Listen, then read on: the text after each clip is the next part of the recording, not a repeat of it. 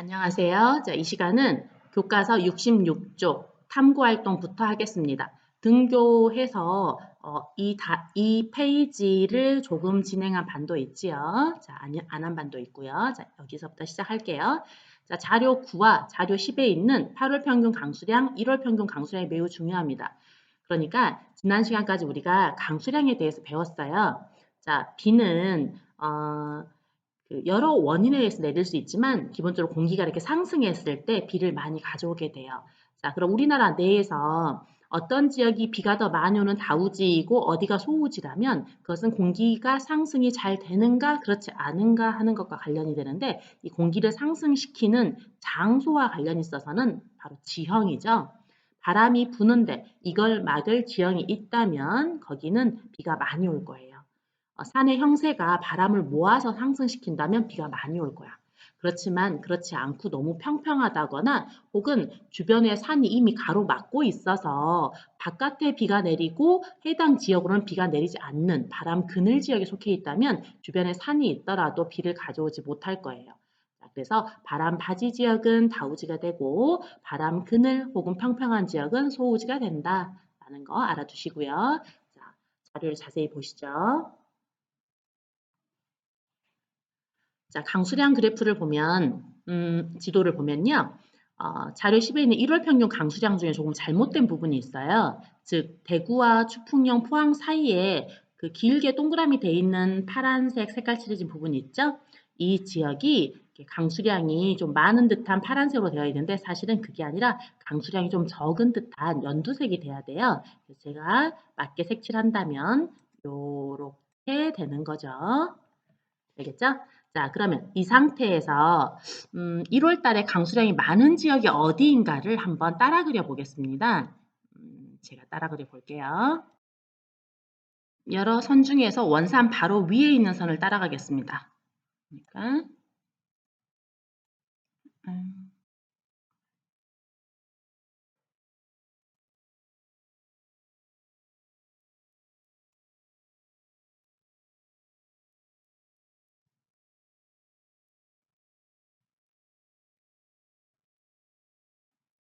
자, 이렇게 이 선의 바깥쪽이 강수량이 되게 많은 지역이에요. 이렇게.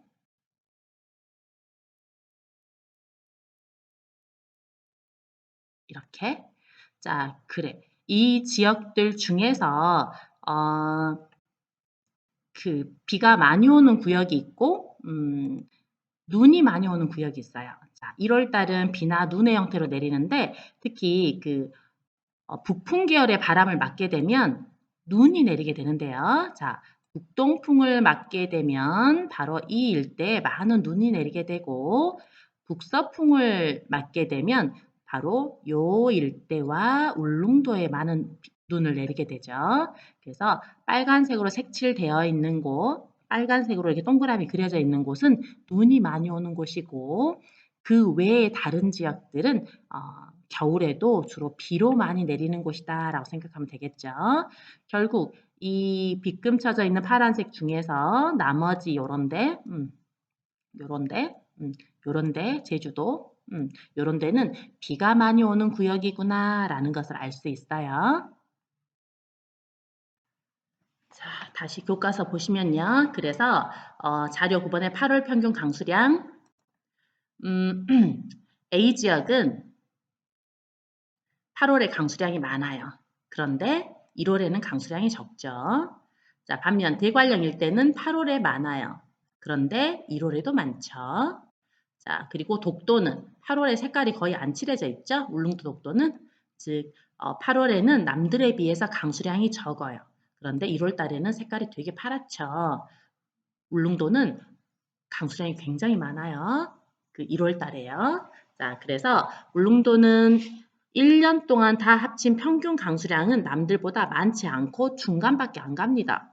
그렇지만 겨울철 강수량, 특히 눈이 되게 많이 오는 지역이다라는 거 알아두시고요. 자, 제주도도 볼까요? 제주도도 울릉도처럼 8월 달에는 별로 색깔이 진하지 않아. 그래도 물론 울릉도보다는 좀 더 진해요. 자, 그렇지만 1월 달에는 역시나 강수량이 되게 많죠. 자, 그런데 어, sorry. 자, 그런데 울릉도와 제주도에서 1월 달에 색깔이 더 진하다고 해서 1월이 더 많아라고 말할 수는 없는 것이 8월 달에 이 단계 구분되어 있는 거 보시면요. 색깔이 제일 옅은 것이 150ml 미만, 색깔이 제일 진한 것이 350ml 이상이라고 되어 있죠. 반면 1월 달에는 색깔이 제일 적은 게 10, 제일 많은 게 60이라고 되어 있어요. 따라서 이 자료만 놓고 보더라도 8월 달에 가장 옅은 색으로 되어 있는 것마저도 1월 달에 가장 진한 것보다 더 많을 수 있다는 거지. 알겠죠? 자, 그럼 이 자료 11에 지역별 강수차라는 거 한번 봐볼까요? 자, 가, 나, 다 지역이 있어요. 가는 인천, 나는 대관령, 다는 울릉도가 되겠습니다. 가, 나, 다 지역 중 8월 평균 강수량을 통해서 한번 여름 강수량을 추정해 볼까요? 자, 8월은 딱 한 달이지만 여름은 6, 7, 8월이 석 달이니까 이 8월 평균 강수량과 반드시 일치하진 않아요. 추정을 하는 거야. 자, 8월 평균 강수량으로 인천, 대관령, 울릉도의 강수량의 순위를 한번 그려보게 되면 대관령이 강수량 제일 많은 1등, 인천이 2등, 그다음에 울릉도가 3등이겠네. 색깔 보면 알겠어. 따라서 여름 강수량 제일 많은 B가 1등, C가 두 번째로 많아 2등, 그다음에 A가 가장 적어 3등 이렇게 되겠죠? 따라서 8월 여름 강수량만으로도 B가 대관령, C가 인천, A가 울릉도일 거야 라고 생각할 수 있겠죠. 자, 그리고 겨울 강수량 한번 볼까요? 자, 겨울 강수량 여기 겨울이죠. 자, 겨울 강수량은 역시나 1월 강수량에서 추론할 수 있죠. 역시 겨울은 12, 1, 2 석 달이고 자료는 1월밖에 주어지지 않았으니까 반드시 일치하진 않지만 추정은 가능해요. 자, 겨울 강수량에서 울릉도가 너무 조그만해서 지금 잘 안 보이는 거야. 왜냐면 기본적으로 선 자체가 연한 하늘색으로 그려져 있죠. 하늘색으로 그려져 있고 거기에 그보다 더 진한 색깔이 강수량 되게 많은 건데 울릉도는 이 외곽선을 그리고 연한 하늘색으로 외곽선을 그리고 나면 색깔 칠할 만한 공간이 남아있지 않아가지고 이것이 연한 하늘색인지 진한 색인지 안 보이는 것 뿐이야. 사실 울릉도 진짜 강수량 많아요. 그래서 겨울 강수량은 울릉도가 1등이거든요. 울릉도 1등 겨울 강수는. 자, 그럼 대관령과 인천 중에선 딱 보면 알죠? 대관령이 2등, 인천이 3등이잖아 라고 알 수 있어. 따라서 겨울 강수 제일 많은 A가 1등, 그 다음 많은 B가 보다시피 2등, 그 다음 C가 3등이니까 1이 울릉도, 2가 대관령, B가 대관령, C가 인천이구나 라는 거 알 수 있죠. 자, 그거 이외에 지도 속에 A, B, C, D가 있으니까 한번 확인해 볼게요. 자, 8월 달에 A는 강수량이 많은데 B는 강수량이 적어요. 자, 8월 달에 주로 비를 많이 가져오는 바람은 바로 이렇게 불어오는 남서풍이 비를 많이 가져옵니다. 그러면 주요 산해의 서쪽 부분이 비를 많이 맞겠죠. 특히 A일 때는 이 멸악산맥이 이런 식으로 이렇게 막 뻗어 있다 보니까 산줄기가 이렇게 뻗어 있어요. 그러다 보니까 이 산줄기랑 그리고 태백산맥이랑 이게 맞아떨어지는 이 일대가 여름철에 강수량이 꽤 많죠. 자, 그리고 남해안도 이렇게 소백산맥이 쭉 뻗어 있고 해안을 따라 이렇게 산줄기가 뻗어 있다 보니까 이 산이 뻗어 있는 곳을 따라서 8월 달에 강수량이 좀 많을 수 있죠. 반면 이 일대는 보다시피 이렇게 산에 의해 남서풍이 막혀버려요. 그러다 보니까 강수량이 적은 지역이 되는 거야. 결국 A 지역은 바람바지 사면이어서 다습한 남서풍의 바람바지 사면이어서 강수량이 많고 B 지역은 주요 바람의 바람 그늘 안쪽에 들어가 있는 바람 그늘 지역이다 보니까 강수량이 적다라고 하면 됩니다. 자, 다음에 1월 강수량에서요. 1월 강수량에서 C와 D는 언제 눈이 내릴까? 자, D는 주요 산의 동쪽에 주로 해당하잖아요. 그래서 D가 눈이 내리는 것은 북동풍이 불었을 때 눈이 내린다. 북동풍이 불었을 때 바람을 딱 맞아 눈이 내린다. 반면 C지역은 북서풍이 불었을 때 바로 바람을 맞게 되면서 눈이 내리는 지역이다 라고 합니다. 자, 다음은 자료 12를 보죠. 자료 12는 집중호우와 열대야라는 건데요. 집중호우는 뭐가 집중호우지? 그러면 일 강수량 80mm 이상, 하루에 80mm 이상 내리면 집중호우라고 볼 수 있나 보다. 열대야는 뭐가 열대야지? 그러면 하루 동안에 온도가 제일 낮은 거, 그게 밤이죠. 하루 동안 온도가 제일 낮은 게 밤, 즉 야간, 야예요. 그런데 그 밤이 온도가 25도 이상이야. 완전 더운 밤이잖아. 그래서 온도가 제일 낮은 시간마저도 일최저 기온이 25도 이상인 걸 열대야라 그러는구나 라는 것을 알 수 있어요. 자, 그럼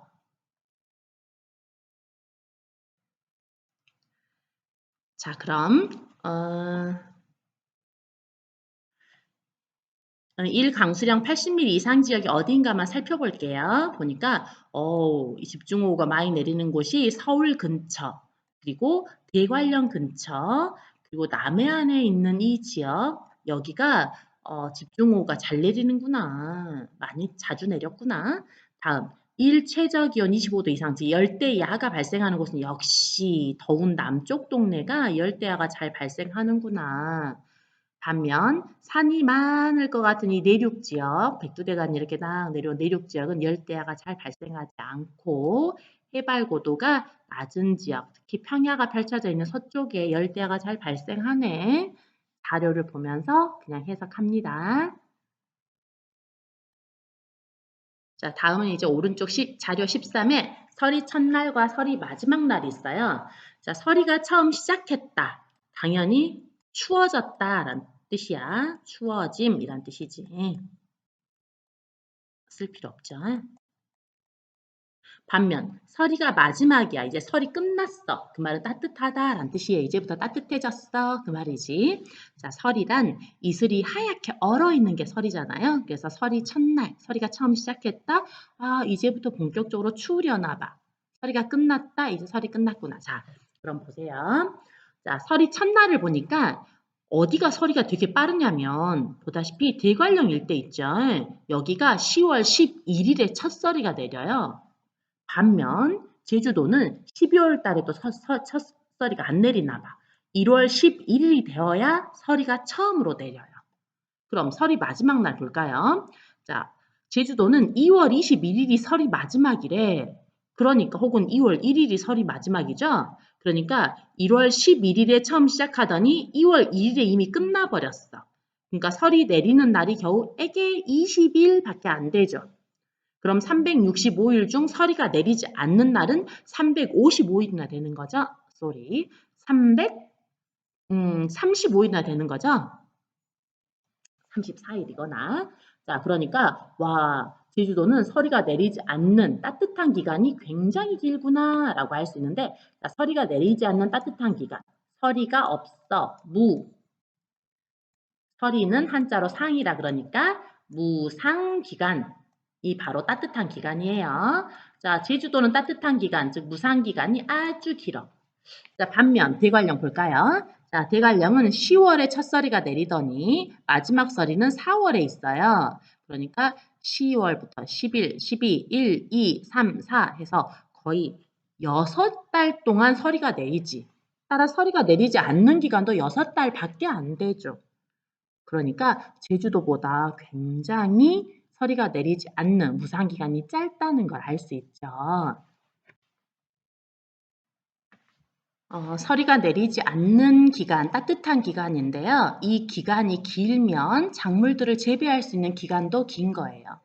따라서 설이 내리지 않는 무상 기간이 긴 지역에서는 어떤 작물이든 재배할 수 있지. 그렇지만 무상 기간이 짧은 지역으로 가면 갈수록 따뜻한 기간이 짧아지니까 이렇게 싹이 트고 열매 맺기까지의 기간이 짧은 종자 말고는 키울 수가 없어. 이제 막 열매가 익어가려고 하는데 서리를 맞아서 다 배려버릴 수도 있잖아요. 그러기 때문에 따뜻한 기간, 즉 무상 기간은 어떤 작물을 재배할 수 있을 것인가 혹은 재배할 수 없을 것인가도 결정을 하게 돼요. 그래서 무상 기간은 곧 작물이 자랄 수 있는 기간, 즉 작물의 생육 기간이라 볼 수 있고 결국 농작물을 재배할 수 있는 그 가능성을 알려주는 거라고도 볼 수 있습니다. 자, 다음 페이지로 넘어갈게요. 자, 67쪽에 넘어오면 우리나라의 바람에 대한 거예요. 그러니까 기온, 강수에 대해서 했고, 자, 그래서 이 시간에 이제 바람에 대해서 할 텐데, 바람에 대한 내용을 한번 볼까요? 자, 내용 읽어보죠. 우리나라는 편서풍대에 위치하고 있어. 그 말은 우리나라가 어디에 있는 거예요? 저위도면 무역풍, 고위도면 극동풍이겠지만 중위도니까 편서풍대다라고 말할 수 있잖아요. 그래서 우리나라는 중위도에 위치하고 있으니까 편서풍대에 있다라고 볼 수 있어. 그러니까 연중 서쪽에서 자꾸 바람이 불어와요. 그래서 중국이 공업화되면 거기에서 미세먼지가 막 날아오니까 정말 신경 쓰이는 것이 우리가 서풍 계열이 좀 자주 불기 때문에 그래. 중위도니까 그래요. 자, 그렇지만 이 서풍 계열의 바람 이외에도 겨울에는 북서풍이 그리고 여름에는 북태평양 고기압에서부터 남동 남서풍이 많이 불게 되지. 이건 또 계절풍의 영향이라는 거죠. 그래서 맨 위에 있는 건 중위도, 위도 때문에 나타나는 현상이고 이것은 계절풍은 대륙 동안에 있기 때문에 나타나는 현상이에요. 자, 이렇게 해서 바람이 이게 많이 분다. 자, 그런데 이런 바람 이외에도 영향을 주는 것 중에 바로 태풍이라는 것들이 있어요. 자, 태풍은 열대 해상에서 발생해서 중위도 지역으로 이동하는 열대 저기압으로 그 남쪽, 즉 필리핀의 동쪽 해상에서 발생해서 6월에서 9월 우리나라에 영향을 주게 되죠. 자, 태풍은 강한 바람, 태풍, 클 태자죠. 큰 바람이라는 게 태풍인데 그래서 강한 바람. 그런데 바람만 있는 건 아니야. 한꺼번에 많은 비도 내려요. 그래서 강한 바람과 집중호우를 동반하기 때문에 그래서 비바람에 의한 피해 이것을 우리가 뭐라고 하냐면 풍수해라고 불러요. 그러니까 물에 의한 피해만 기면 수해라고 하고 바람과 비가 함께 피해를 입혔다. 그럼 풍수해라 그럽니다. 자, 풍수해를 많이 가져오면서 인명과 재산 피해를 가져오죠.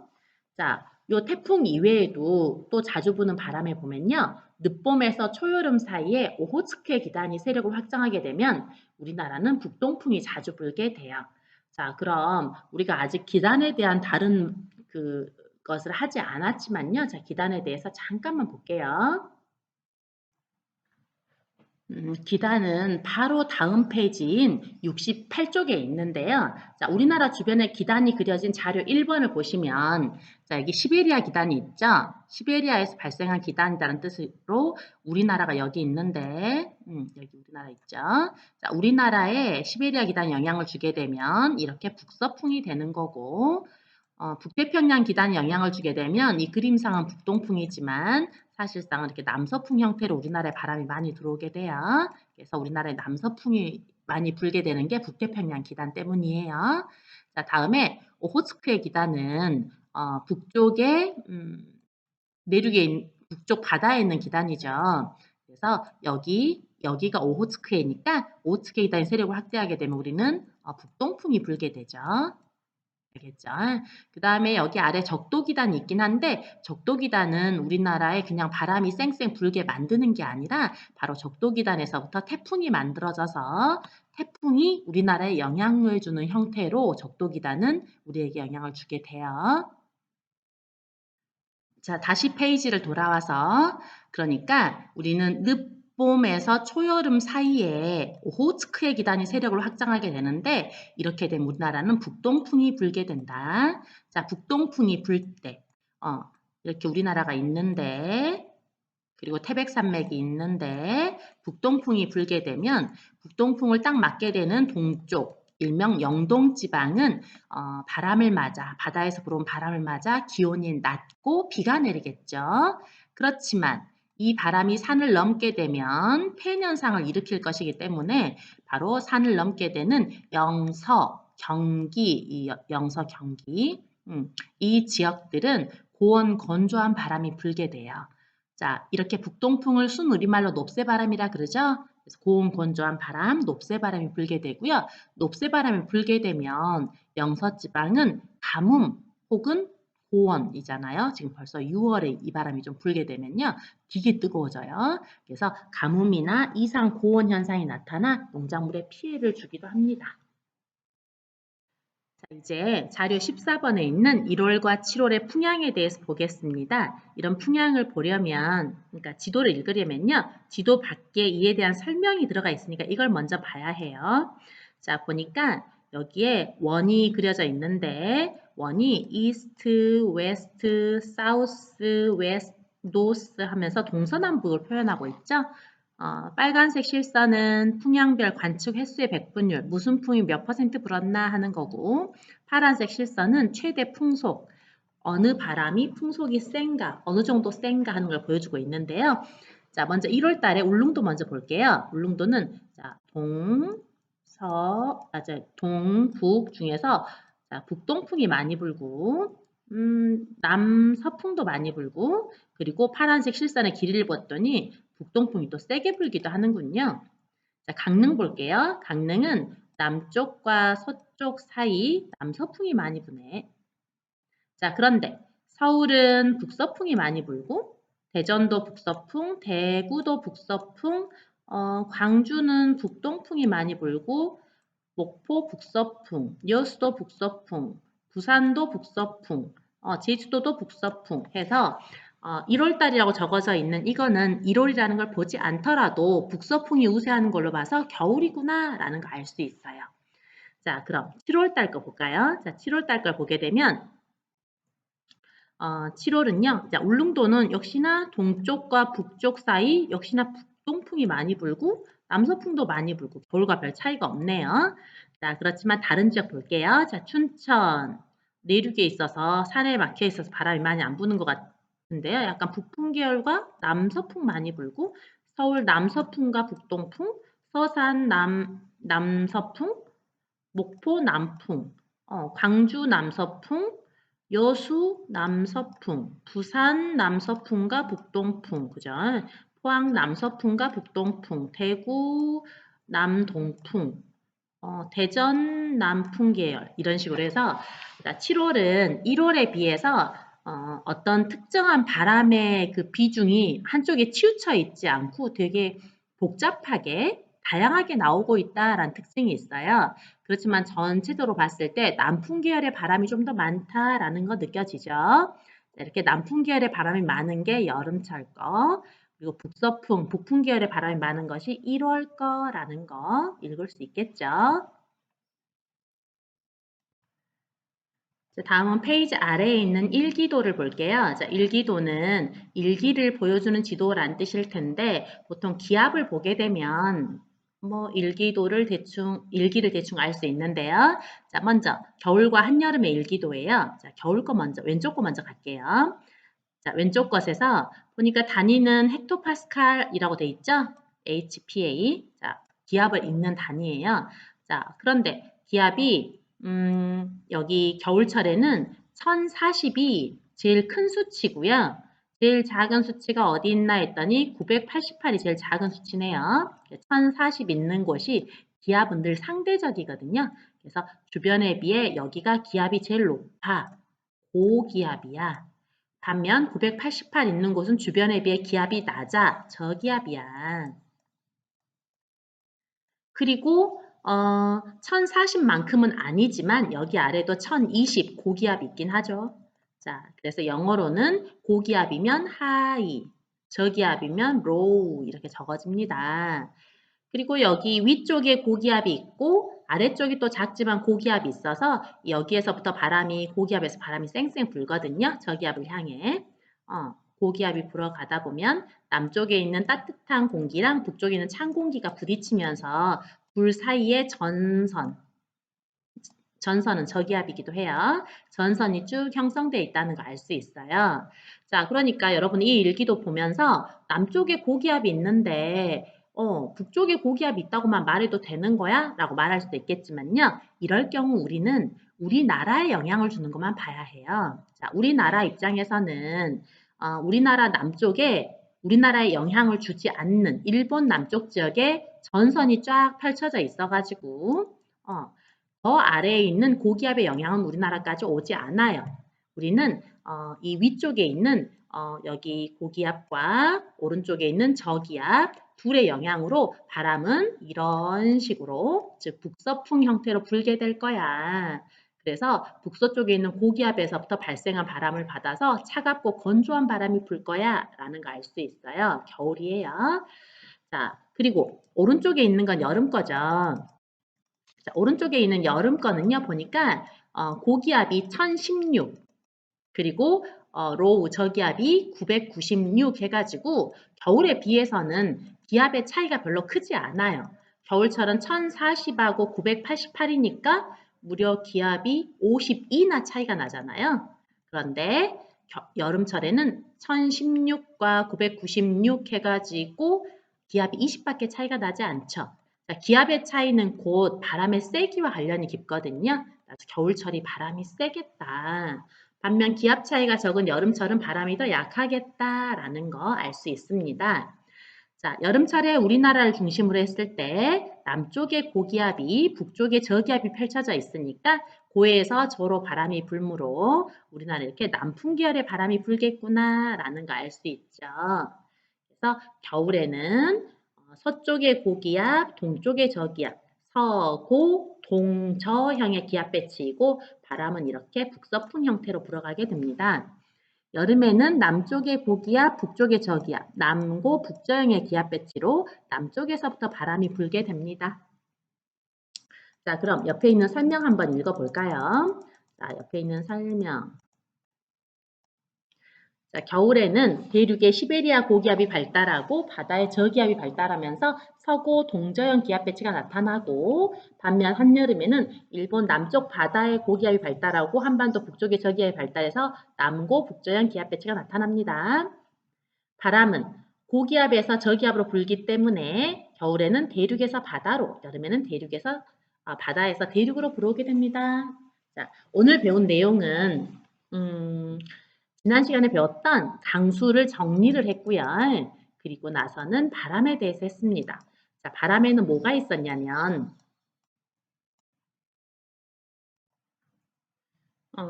중위도에서 부는 편서풍 영향을 우리가 늘상 받고 있다는 거. 그렇지만 편서풍 영향만 받고 있는 건 아니고 시베리아 고기압 혹은 북태평양 고기압의 발달 여부에 따라서 북서풍이 불기도 하고 남서풍이 불기도 하는 계절풍 영향을 받고 있다는 거. 그리고 태풍은 여름이면 열대지방에서 발생해서 올라오는 이동성 저기압으로 강한 바람과 많은 비 때문에 풍수해를 내기도 한다는 거. 그다음 늦봄 초여름에는 오호츠크 기단이 확장이 되면서 북동풍이 부는데 이걸 우리는 높새바람이라 그러고 높새바람이 불게 되면 영서나 경기도 지방에 가뭄이나 이상 고온 현상이 나타나서 농작물에 피해를 주기도 한다는 거 이것에 대해서 했습니다. 수고하셨습니다.